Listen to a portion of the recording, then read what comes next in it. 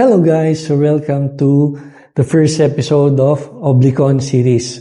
So the first episode of our Oblicon series is defining obligation. So what is obligation? Under Article 1156, obligation is a juridical necessity to give, to do, or not to do. Ayan. So kapag sinabi mong juridical necessity, it is legally binding. It means that if you fail to fulfill or do it or not do it, okay, the other person can go to court and enforce it, no, or collect damages from it, no. Kaya siya juridical necessity, no. It is a juridical necessity to give, ibigay, mag-deliver ng sasakyan, ng title, magbayad ng pera, to do, no, mag-perform ng obligation, ng service, no? Or not to do, no? Like in a non-compete clause, no? Bawal makipag-compete dun sa